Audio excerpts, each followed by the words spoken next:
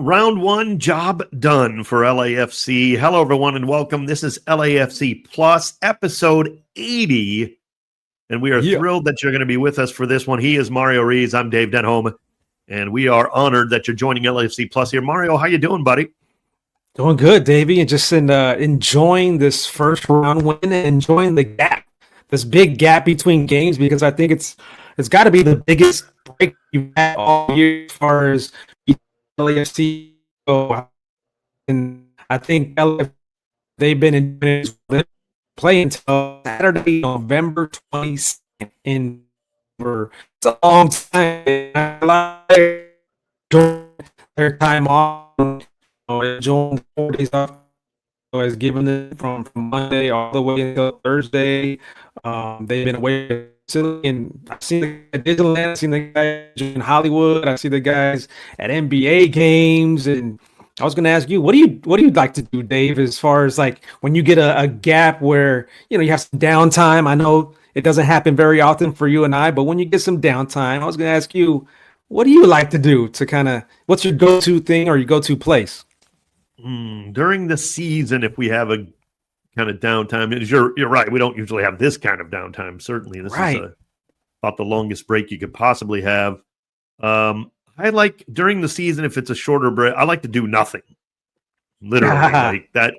Okay, that is my thing. Just relax, do nothing, rest and recharge. Do stuff around the house. Do little things maybe around town or something, but nothing crazy. I don't really travel that much, elsewhere. I mean, we try to in the off season sometimes, but that's, you can plan that a little bit better, obviously, because you don't know what kind of break you're going to have. We could have had a game 3 here this weekend. Now that's still going to be a long break if you do advance. Otherwise, if your season's over, like say Austin, then you have plenty of time. But I usually try to plan something for the off season. I don't do a ton. I know when I ask you this question, I think I know the answer, but maybe the fans would like to know, what does Mario Ruiz do with this break? Because you don't get a lot of break at all because you have you do know, Dave. You definitely do know. I like to change the forecast, and I like to take a quick trip to Baja California, which is usually like Cabo, because it's super easy and it's always amazing. So you know me so well. That's what I like to do, either Puerto Vallarta, Cabo, Cancun, something like that, because it's super easy. But then I also like to just chill out and create some music, write some songs or record, dial into that, because I don't get a chance to really lock in and dial into that. So those are some of the things that I like to do. I've been doing, even to start this break, since we do have it, and obviously it's only been a few days, essentially, I've been doing a lot of work on my sports cards. I'm going through some old, little Maguire kind of rookie, technically, on a Topps 87. Going through a lot of old cards just for fun, and putting a few up for sale here and there, just because I don't want, I don't need as many as I have now and everything, but nothing too big. I did just sell a Christian Ramirez numbered card for not a big amount of money by any means. Very small amount of money, in fact. You know how the market is. It's not really about money. Like if you're trying to collect, you shouldn't be trying to make money collecting sports cards. In my humble opinion, it's really just about what you like and stuff like that. So that's an interesting one. Christian Ramirez in the Crew and the Galaxy and the LAFC and the Crew. Okay, yeah. But the reason I like what Topps did with the recent MLS cards, man, they look great. I haven't been a big fan of Topps baseball cards. I know we're getting off on a tangent here, but I haven't been a huge fan of Topps baseball card design for seems like a decade. It's just all seems the same. I don't even know how you can delineate what year is which. And then there's a million different variations nowadays. I know I sound like an old man. Get off my lawn, get off my sports card lawn. But there's just so much out there, and it's just. I don't think the designs are that, but I thought Topps did a great job with the recent MLS You're design. Right.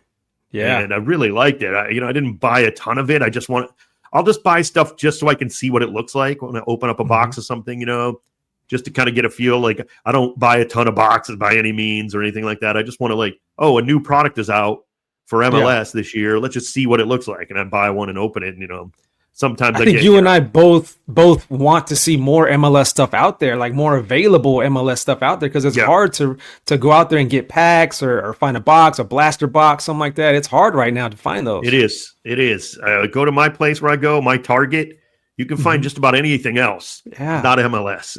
Right. It's just gone, it's gone. So for good, maybe that's a good sign, I guess, obviously. But you just can't find it much, and pretty much actually soccer in general is pretty hard to find, to be honest with you. But especially MLS, there is a little bit of soccer in my, particular target that I go, but every other sport you can find plenty. So cards is a perfect way to just get that rest and relaxation and just like unwind and distract yourself from all the other stuff that's going on. You're just staring at these cards and flipping through them, and it's just takes you back to like, I don't know, gives you that like nostalgic childhood type of feeling, which is like the ultimate happiness, like non-stress type of feeling that you want to get, but it's hard to do. Yeah, that's what I like about it. That's exactly right. Because I do have enough old, quote unquote, old ones that are kind of from my childhood, essentially. Yeah. Those are fun to go back to. So you got the new ones, you got the modern, you got the vintage stuff, you got junk wax, all that stuff. I don't mind because it's kind of like when I started collecting way, a long time ago. Let's put it that way. Mario, we do want to talk about, obviously, LAFC getting the job done in round one. No real surprise. They were the third seed. They were the favorites over Austin, but they went in there and kind of, I guess, in a way, surprised me. The game surprised me. Not so much LAFC. Okay. But it surprised me that Austin kind of, they got ripped apart, bottom line. And that just doesn't happen to Austin. That's true.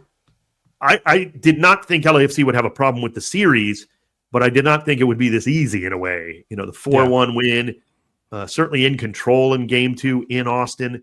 There was never a doubt. I don't think anybody in the stadium doubted that game was going to go any other way once it really kind of got rolling. And of course, Son and Denis it's my first note. They just tore apart the Austin FC defense. It was really a different level, Mario. I think the series did go the exact way that I felt it was going to go. Oh, really? I'm not right, all the time, but this one I was right. I was like, if they can get the first match, which is always going to be a difficult one, if they were able to get that one, which they did, I thought the second game would be a lot of fun for LAFC. I knew Austin would have to kind of get out of their shell, and I knew that if LAFC were to get one goal, it's going to be 3 or 4 goals, and that's exactly what happened. And Sonny and Denis had plenty of spaces. They attacked, they scored. The shots were on frame. Yeah, it was everything that an LAFC fan, LAFC player could ever want in that game, and that's what happened. And they got momentum. That game is giving them all kinds of momentum. I mean, you bag that many goals in a playoff game and knock somebody out like that with the sweep, and you're just chilling, ready to go with all that momentum, all that vibe just going into round 2. Yeah, a little bit of that swagger we had before the initial international break at the end of the season. True. The one still in the regular season. That kind of halted things a bit, certainly. Mm-hmm. And even when they came back together, that last game against Colorado, it wasn't quite there yet again. It wasn't like, not that it was bad. Obviously, the LAFC fought back, got a draw. But in terms of Son and Denis, that partnership that had just been so on fire and so explosive, it really didn't come back till this game, realistically. Even though LAFC, of course, won game 1, it wasn't like the Son and Denis show in game 1 necessarily either. But this one, they really, we're back clicking. I got to say, though, to me, the most impressive thing is when you push around a world-class player physically, you better be ready. And Sonny got his revenge on Ilie Sanchez right from the get-go. Let's face it. Yeah, it was that is like that's the perfect answer, really. You don't get a yellow card or a red card, heaven forbid, in the moment.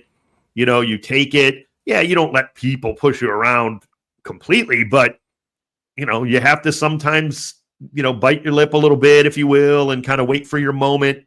And when Son got his moment, 1v1 with Ilie Sanchez early in that game, it was done. I mean, that was the series to me. I think some people were shocked about what happened with Sonny and with Sonny and Ilie there in game 1 right before the whistle, how they kind of clashed there and Ilie bodied him. People were a little bit shocked, but I think this is the playoffs. Like, this is the type of intensity you get out of the playoffs, especially from leaders like captains, like Ilie Sanchez. He's trying to prove to his team, come on, like, let's go. We can do this, and they battled it out. For the 2 games, they battled it out. And like you said, Sonny, to get that goal on them and, pretty much made a highlight reel out of Ilie Sanchez. But at the end, both are true professionals. At the very end, after that series, they're hugging it out. Ilie's hugging it with security Paul and the rest of the players, and even Sonny having a smile. True professionals.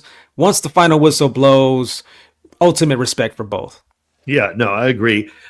But to me, it's like that's the way to answer, right? There's no need to get all fired up in the media or after. You got to go do it on the pitch. That's all. That's it. And when he saw his opportunity, that's how you answer, right? That's how you respond, and that's how you bury a team.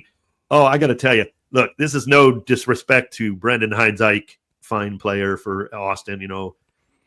What Denis Bouanga did to that guy.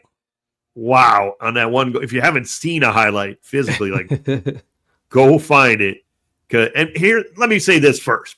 I kind of liken this to NBA basketball, right? Where everybody loves to put the posterized dunks, right? Ooh, look what this guy did to that guy, right? Like he dunked on him. Well, first of all, anybody in the NBA can dunk. It's ridiculous. That's so what? Second of all, if you've never been posterized, hear me out. You're terrible at basketball.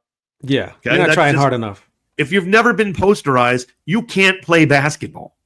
Sorry, I don't care what kind of level you think you're at. I don't care if you play D3 basketball or Division II. If you've never been posterized, like I'm talking like a guy almost ends your life, you're not any good at basketball, like you stink. Yeah. Okay, so let's just leave that out there. Second of all, so in other words, Brandon Heinzike, if you've never been put on your backside by a great offensive player as a defender, then you don't play at a high enough level. You're not any good at soccer, right? Like it sounds counterintuitive because he got burned. So what? That's like you're playing at a high level. It's going to happen sometimes. But boy, Denis Bouanga just destroyed Austin's backline. And it really wasn't just all Brendan Heinzike's fault by any means. He was trying to say, he was trying to make up for his teammates. He's the one who kind of falls on his face a little bit and kind of maybe looks a little, but it's actually his defense that lets him down in a sense. So it was just a high level, just absolute. And I think it shows the level. Yes. Right? If I'm, and we like the plus of LAFC plus. So let's talk a little bit about Austin FC first. Now they're done.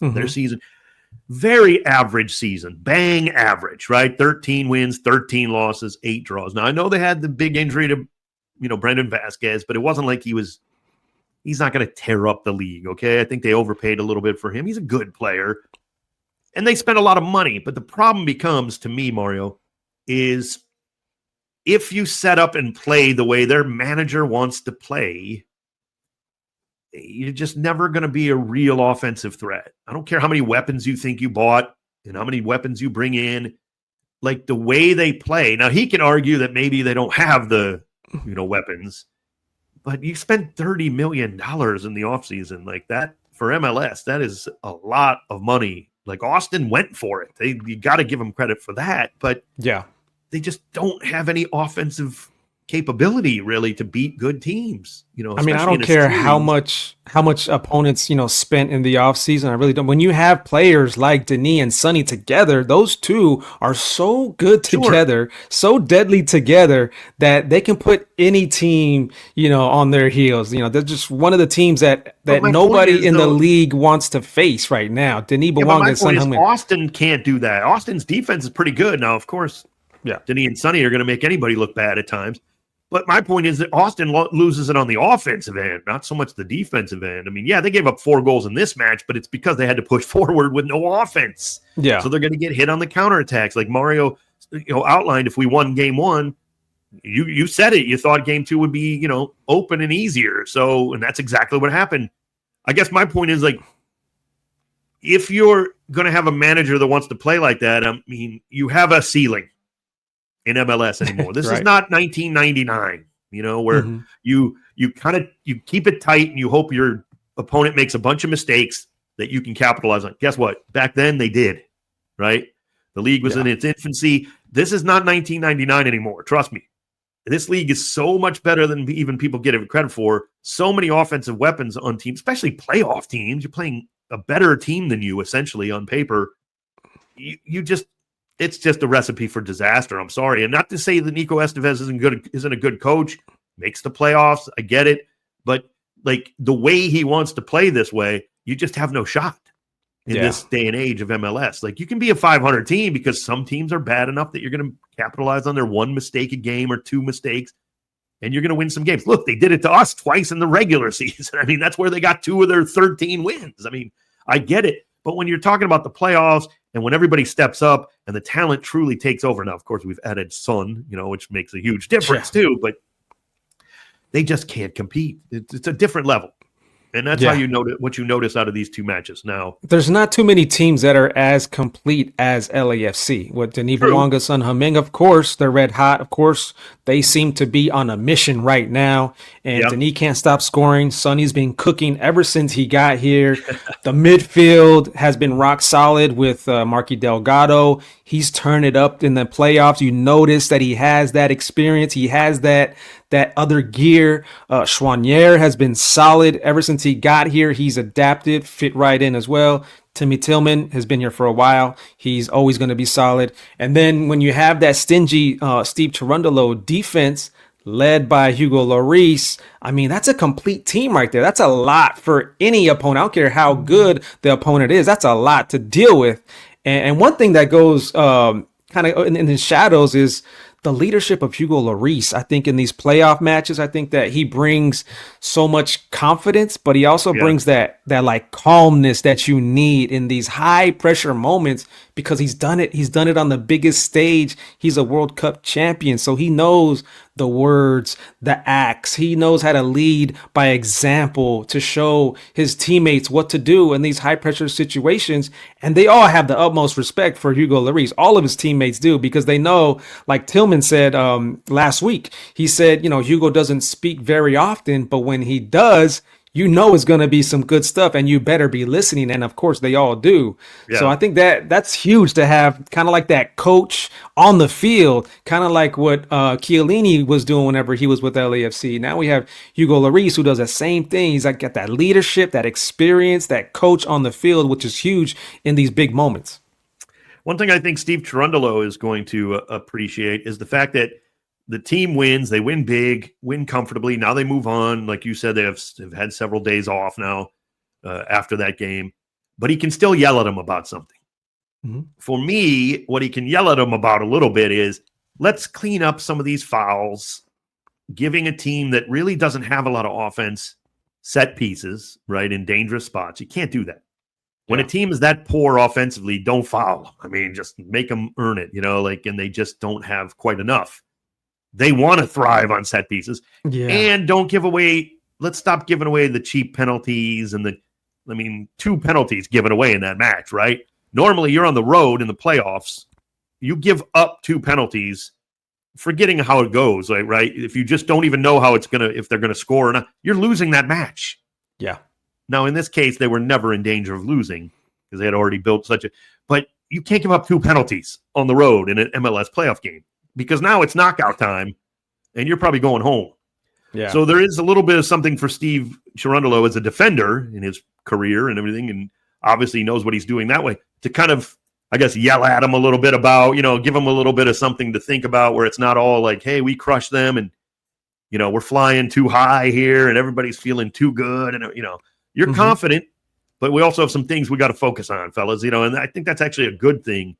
Yeah. Over the course of the next couple of weeks, once they get back to practice in earnest, getting ready for that game. Like, you're going to have to be ready for Vancouver, but you also know you cannot do that to the Whitecaps. You got to stay locked in. You got to stay dialed in. And I think the main word to use is probably composure, like maintaining composure, because it's easy to be a little bit too aggressive or, in these high pressure moments. You don't want to lose that control. You want to stay nice and composed and play your game and stick to your game plan, because you are so right. I mean, oftentimes these playoff games come down to those set pieces, man. Those set pieces are huge. And then it'll come down to a big saves by the keeper, So, but our defense is so good. Our defense has been so good in the run of play. That's often the only times teams even have any danger against us, is because that's why I'm saying it. Like, look, everybody would think, oh, maybe we need to be better on set pieces. We're fine on set pieces. Our defense is great all the way around, but we're so good in the run of play where teams are essentially stifled often, no matter what team it is, that they're like, it's made more obvious because set pieces are the only way they've been hurting us at times, like most of the year, frankly. So that's where my focus goes, because it's like the one way teams have been able to hurt us at all. We're so good defensively, it's like if you just don't do that, and it doesn't just come down to penalties. Of course, penalties do happen, but most of the time you're not going to give up a penalty every game, by any means. But it's more like that kind of silly foul when the guy's running away from, your goal. He's actually going the opposite, and you're fouling him 40 yards from, stuff like that. I know in the flow of a game, sometimes you got to pay a guy back a little bit for something he did earlier physically. Maybe you'll foul him 40 yards from goal and take it. No, but you just can't do that. You just can't give away the silly stuff. You're so right. You're so spot on with this, Dave. I mean, if you cut out those set pieces, I mean, when was the last time that we saw an opponent get a great team goal, breaking down the defense and just resulting in an amazing goal? I mean, I don't remember the last time that happened. It's been it those happened set so pieces. Few times. Exactly. Yeah. I mean, there's been a couple. Like for instance, but I don't even know. I think it was on a set piece. I'm going back to that RSL goal from Brian Vera where he just destroyed it, but that was off a set piece. It wasn't him on the set piece. You know what I mean? It was like a cleared away corner or something, wasn't it? And he settled it and just destroyed a left foot, and there was nothing. Before Lloris even moved, stuff like that. You got to make guys score like that, and you'll be fine. I mean, this team will win MLS Cup if we don't give away anything.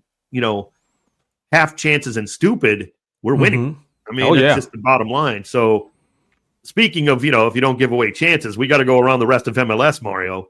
As we look at this, there are still 5 series that are now up for grabs in Game 3. So it wasn't all piece of cake for the upper seeds to go on the road. Only 3 teams advanced with a sweep, if you will. And only one team won them without PKs. That was LAFC, of course. Philadelphia is through, though, as is in Vancouver. And, of course, we know LAFC take on Vancouver in the next round. But, Mario, this weekend, as we do this show, 5 series headed to Game 3. The first one, Charlotte, NYCFC on Friday. Minnesota, Seattle, Cincinnati, Columbus. Hell is real is forced to a third game. Inter Miami, Nashville. Nashville did the business. Interesting, yeah. And then San Diego, Portland. Portland getting a last-second goal to force penalties, which they ended up winning. And I mean last-second goal. Yeah, what a game. Game 2. That was wild. What a first half they had. Oh, my gosh. Great series, no doubt. Let's just give you a refresher. I made some predictions. Mario didn't really you didn't pick every series. I did say the 2 upsets would be the 5 seeds over the 4s. Now, those are still available. Obviously, both have to go win on the road here, which won't be easy. But if there is one of those that you think, who has the better chance? Does NYCFC have a better chance on the road at Charlotte, or does Seattle have a better chance on the road at Minnesota in those 4 I think they both have a good chance.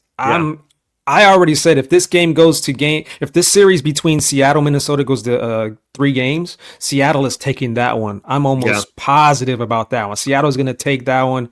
But yeah, also I do want to talk about Inter Miami because Luis Suarez had another dirty play, which he resulted in a suspension. Luis Suarez, what are you doing again? Lifting his back foot, to hit the player, and oh my gosh! But are we really surprised? I mean, at this point in his career, as for all the things he's done, which are numerous, we've mentioned them even on this. It's like I'm not surprised anymore. This guy just has to go. I mean, I'm sorry, you're done. He's just a liability. Look, he's a great player. I mean, everybody knows this. There's indisputable the talent. But at some point, he passed this point years ago for me. But what are you doing here? What are you doing? You're not 22 years old and hot-headed still and kind of learning. And this guy, if he can't control himself, but it doesn't surprise me. There's no shock in it. Would we be surprised if he pulls something in the Eastern Conference Final or something, and he misses MLS. I mean, nothing would surprise me with Luis Suarez. Of course not. Like, now they're going to be missing him, right, for this next match. He's going to have to serve a suspension, but I still do believe that Inter Miami will probably pull that one off at home. They can turn it up, I believe, if they need to, but I think they'll have probably a comfortable win there at home. Yeah, but I'm starting to think that we might have a little bit of hope for one more playoff game at home at BMO Stadium, just maybe. I mean, first, LAFC have to take care of business, of course. Have to take care of business in Vancouver. Task, not easy at all. But the number 8 seed Portland is going to the third and final decisive game against San Diego FC, who's number 1. So let's see what happens there. If the number 8 seed beats the number 1, that just shakes up the whole Western Conference side of things. And then you have Minnesota going against Seattle. And like I said, I believe Seattle's coming out of that. So, well, I mean, there's a chance there. Here's the bottom line. If San Diego loses to Portland and we end up in the next round beating, it doesn't matter who wins the other. We host the Western Conference Final. True. That's what's on the line. If San Diego loses to Portland in this game 3, what is on the line in Vancouver LAFC is to host the Western Conference Final, no matter who wins it, of course, because Seattle would be playing Portland or Minnesota would be playing, but they're the lower seeds anyway. So you're absolutely right. I mean, it's still wide open to me in terms of like the East and the look, there are some teams clearly that have a better chance to win MLS Cup than some of these other teams, no doubt. But I don't put San Diego that high up the list. I'm sorry. Right. I know they beat us twice. Yeah. They have a very respectable, they're the first seed. They deserve it, right? Like they don't scare me. I know it sounds crazy, but in the playoffs they don't scare me. There's a few teams that I think can win, but only a few that are the best of the best in MLS right now. Now that doesn't mean I guess these other teams couldn't keep surprising me, and we saw New York Red Bulls make the final last year, so I guess anything can happen. But there are some teams that are clearly better than others in this moment. The way, just the way that I see it, the winner of this tough semifinal match, LAFC and Vancouver, will go on to the MLS Cup final. I would agree. That's what I feel. These are two of the best teams in MLS right now. Two of the favorites to come out of the West to go make it to the MLS Cup final. But LAFC do have to, like I said, take care of business there in Vancouver. That is the tough one right there. It's two juggernaut teams, two of the hottest teams, two teams that have been playing well all year long. Both teams have got, superstars recently that have lifted them to a whole nother level. Both of the superstars, I'm talking about, of course, Heung-Min and Mueller over there with Vancouver. Both those players have been cooking ever since they got here, scoring goals left and right. So what an epic showdown this is going to be in this next round for LAFC. And what's so funny is by the way, we're barely talking about it. Hell is real going to a third game, Cincinnati and Columbus, bitter rivals in Ohio. The first two matches were incredible, certainly. And certainly that game got out of hand. But it's just a big momentum builder for Columbus. They can go on the road and win in Cincinnati. I don't think there's any doubt of that.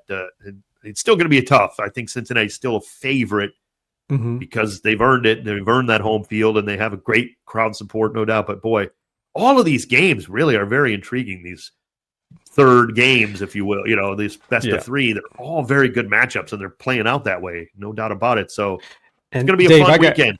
Yeah, it's going to be fun, but I gotta say before we get going, before we start wrapping this thing up, I know where we're headed. Yeah, you gotta go to this. Well, two things actually. I gotta say congrats to the Dodgers win. They won their second straight World Series title, the reason that I'm shouting them out, is because I think that championship there it inspires a lot of the players at LAFC. Yeah, and I know it inspires Son Heung-Min because he's built a friendship there with some of the players, and I know that LAFC players were watching the World Series from Austin in the hotel, and they were cheering like crazy when the final out finally happened.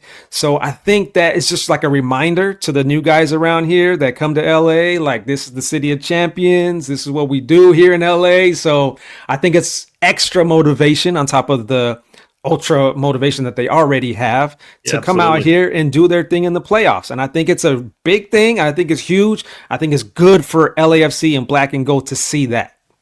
Massive kudos to the fans of the Dodgers. They're so underrated. You know, we know that, of course. We know how underrated LA is as a sports town. In my opinion, it's the most underrated. So that's why I want to give massive kudos to the fans, because they come out and support the Dodgers like nobody else to me. And so 50, 60,000 every single game is incredible. They deserve it. Yeah.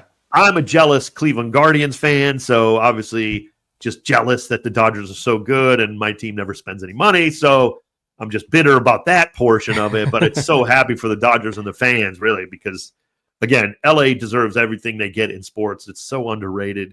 Yeah, it just is. And I'm just saying that after 30 years of being around it, you know, like it just, or whatever, 25, whatever it is, but unbelievable fans for the Dodgers. I mean, that's just incredible. They deserve every bit of it. It's great to see the parade, you know, all of them being able to celebrate and everything else. No question.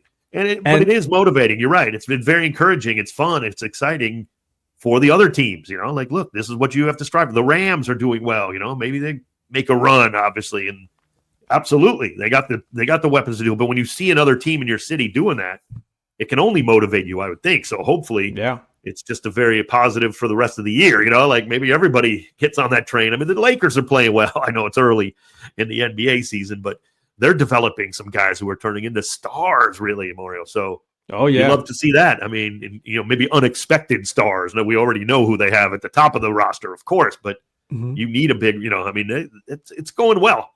And it reminded me, Mario, because you reminded me of this before we started. Talking about championships. Yeah, exactly. And it's a great way to go out, you know, like, what was it, yesterday, wasn't it? Wasn't it? As we do this on Thursday. November 5th was the 3-year anniversary of LAFC winning the MLS Cup trophy at BMO Stadium over Philadelphia Union. I had to bring it back, had to bring this video back because it gives me the chills each and every single time. Check it out. On the far side, LAFC trailing 3-2. Tiki dragging into the end line. Palacios keeps it in play. To Bale in the middle. Goal! Gareth Bale has tied it up! Gareth Bale has tied it up! It's 3-3! Jump for LA Football Club, ole! Ole! Jose Cifuentes, Cheeky Palacios, dug it out! He did not quit! And Gareth Bale was in the middle waiting for it! And Gareth Bale delivered! It's 3-3! Oh, what a time. Wow. Take us back, Dave. Take us back to that day, because I have so many memories, just different moments. What are some of the moments that you have from that day? Yeah, it's very, first of all, and I don't say this lightly, that is the greatest sporting event I've ever been to. I've been to them all. I've been to Super Bowls, World Series. That is the greatest sporting event I've ever been to in my life. And no doubt about it, unequivocally. Now, of course, calling the match at the time doesn't hurt, and it was amazing. I remember more of like the feeling, first of all, when it's going on, it's miserable. I'm sorry. Like, it's just so tense, right? Like, the second it's over and you win, it's the best day. No question. It was just incredible. And you can even look back at it right then as being incredible. But while it's going on, it's just like nail biting, and oh my goodness. Let's face it, we were seconds away from losing. I mean, and we still wouldn't have lived that down to this day. Realistically, we'd still be feeling that, right? And I'm sure Philadelphia Union are still feeling that because they thought they had it. So that's the razor's edge you're on all game long, 130 minutes or whatever it ended up being, because of obviously the injury to Maxime Crépeau, and had to took more stoppage time because of that. Obviously, so it was so like 130 minutes of just absolute tension. And some of that you just heard was just the release of the tension. We still had to go through penalties, but we still had to hold on for a few minutes. Both teams just had to kind of hold on at that point and not give up another goal at 3-3. But then you had the tension, the penalties, which mercifully, this is one thing I remember. I don't remember anything bad about the PKs. Yes, Christian Teo missed his first one. They immediately missed. You know what I'm saying? So it was like there was no doubt in the penalties, which is usually not the case. Let's be realistic. John McCarthy just standing on his head, playing awesome and doing amazing stuff. And then Ilya Sanchez, our old buddy, putting the last one. I mean, it was an awesome way because that Gareth Bale goal just won it. And I know it only tied the match, but it was over, Mario. After that, we won. I remember after the match just seeing Carlos Vela just so happy. Like I've never seen him so happy. And like this moment here that you're watching, if you're watching on YouTube, with the song in the background, El Rey, of course, the king playing in the background, and just celebrating with the champagne. This is a moment I'll never forget. Just seeing him so happy. It's like a big relief, a big weight off of his shoulders, because I know he promised LA that he would bring the trophy, and he did it on this day. And it just everybody, just champagne showers everywhere. It was just ridiculous. We kind of tweaked our broadcast booth in the sense where Mark Rogandino went on to work with Apple TV, right? Mm-hmm. So I do the pregame with Mario, doing a lot of stuff, and so I'm up in the booth, even post-game, whatever. I was able to, as soon as the game ended, you guys took over the post-game. Well, Mark did, doing the hosting, and you were doing your thing, and I went down to the field. So that was I was celebrating. These are the stories. Yes. Almost immediately. And I got to tell you, there were hugs I don't even it was like, it didn't matter who you were. If you locked eyes with someone that you knew was with LAFC, like you hugged them. I'm talking like players, like family members of players. We were all just like, it didn't matter. We were all just one big family, like everybody was celebrating, and owners didn't matter. I'm hugging everybody. We're hugging everybody, going into the, and we were out there for a long time, no doubt. And I was down. I have a video of when they shot off the confetti with the hoisting the trophy, right? Carlos, and I was right down. I wasn't on the stage, but no, I didn't. I'm not going to say I went that far, but I was down there shooting a video of it, like right below, just to the side, and the confetti falling all over you. Oh man, everybody was just so happy with everyone else. Like we were all just, again, one big happy family. Everybody hugging and everybody just celebrating it because we all. Another thing that I remember. Another thing I remember was J-Mac.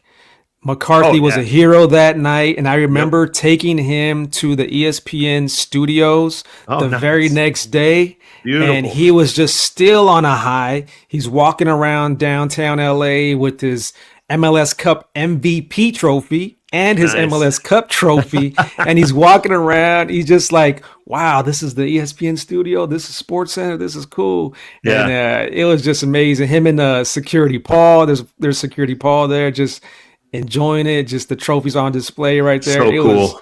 What a day that was. I'll never forget that. Never forget it. And the party after, even, the celebration that the team put on. It's the greatest. It was the greatest, no doubt. I want to get back there again, though. That's how good it was. Like, you get selfish. You want to do it again and again and again because it was the best. Like, it just, you can't understand it in sports if you work in it or you're a player until you win. I mean, that's the bottom line. Like, only one team can do it every year, but there's such. I got to tell you, hours later, I ended up walking to a restaurant not too far from the stadium, which is no longer open. But I mean, we're talking like, the game was in the middle of the day. We're talking at night, right? Like, I go in and there's still Philadelphia Union fans in this, and they were miserable. Like, they could not be consoled. I was even at that point feeling bad for them in a way. I was just like, oh man, tough break. You guys were great. Like, they were just, didn't matter. Like, they weren't rude or anything. They appreciated it, but they were just utterly miserable.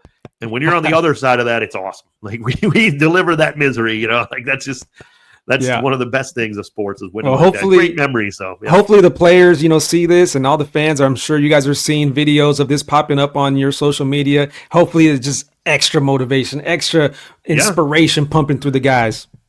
Well, let's be honest too. I mean, rosters changed. There's not that many guys left from that team. If we're being honest, like, things change in sports, right? It's only been a few seasons, but that's just how the nature of sports are. These guys want to win now, right? This team wants to win. It's a whole different team, essentially. I mean, there's a few guys left that won it in 2022, but that's just listen to the names you heard me call. Cheeky to Jose Cifuentes to Gareth Bale, like, they move on. That's just the way. And these are guys who want to get it done for LAFC in 2025, and we know that, and we know they can. And now I'm more pumped up now, Mario, than even winning the series against Austin. You got me going now. I want to win. Let's get Vancouver tomorrow. That's fine. Let's do it. Let's go. LAFC will play Vancouver in the Western Conference Semifinals. As of right now, we still do not have a date and time as we do the show for that game. That'll kind of be worked out once these game threes are done with this first round. Obviously, MLS still has a few weeks in between, so they'll work out what day, what time, all that stuff. So we'll get it to you, certainly. Keep listening. Keep watching on YouTube, LAFC Plus. We do appreciate it. Episode 80 in the books, Mario. Great stuff. What a great way to end it. Thanks so much. Take us out of here, brother. Yeah, let's keep it going. LAFC, black and gold. Let's keep on rolling. I know we got momentum from that last round, and I know this weekend there's some big games. Let's go. So let's watch these big games, and then let's lock in, and let's go. Let's go to Vancouver. Let's handle business there. Let's go, David. We ready. This has been LAFC Plus. That's Dave Denholm. I'm Mario Ruiz. We'll catch you on the next one. Peace.